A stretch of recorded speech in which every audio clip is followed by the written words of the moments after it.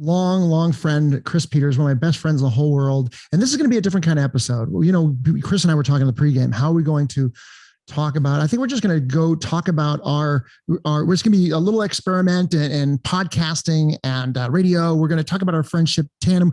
You ever have those friends that just say, I love you a lot? You know, friends that just like talk about personal in-depth stuff. And that's Chris and I. So, and we have an interesting romantic way of how we became closer friends. And I think we're going to get started though. Chris, you know, you're born in the Valley. We're going to talk about things like, I don't know, but we're going to tell everybody, where were you born?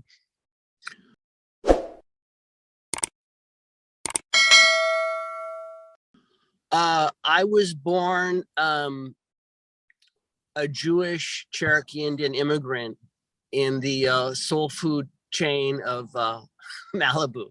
No, it's true. But you were. Your dad's Italian Indian. Yeah. And your mom's Jewish. Did you like mine from Russia? That's an interesting dynamic. No, that's true. Yeah, my dad is Cherokee Indian. His dad, Jack, was Cherokee Indian. His mom was Italian. And my mother was Russian Jewish. Her parents were from Russia and Britain. But basically, you're asking me like sort of like my origin, where I grew up in LA. I was born in 1968 in Los Angeles. My dad's Jon Peters. My mom's Lesley Ann Warren. My dad's a film producer, was a hairdresser back in the day.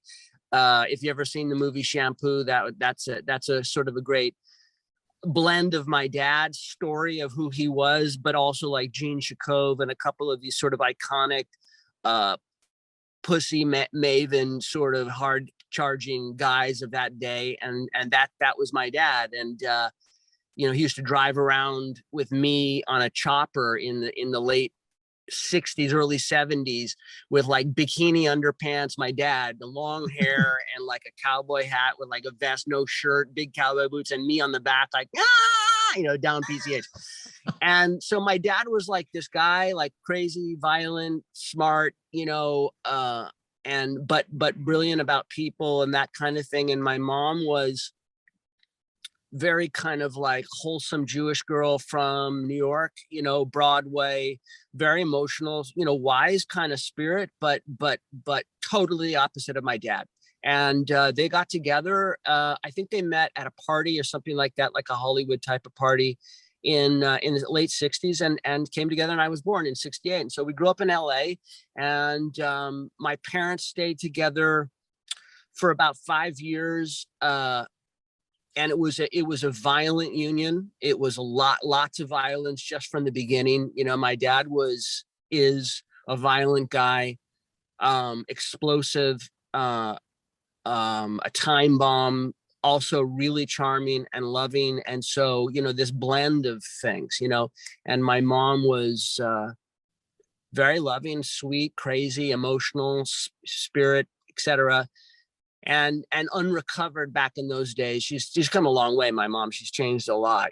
She's really, as we all have. But so they got together, and it was this crazy sort of union. But I was brought out from that union, and we lived in Malibu Colony for 5 years. They were really together, maybe 7 years, because I was alive. I think they were together 2 years, and then I came into the picture, and we endured a lot of things. We endured the redheaded madman coming through our window in the middle of the night in a storm in Malibu, and my dad jumping spread eagle naked off the second story onto them. And this redheaded madman was an escaped lunatic that had escaped from up north, that started leaving notes for my mom as she was in Cinderella and all these different shows, Mission Impossible. She started getting notes back in that day of like, the redheaded madman is coming to take Cinderella away. And my mom was the first Cinderella, and she was finding these notes and not knowing where it was. And then, that went on for months and months and months, and then nothing. And then one night, and this fucking giant man, this monster was in our house, and my dad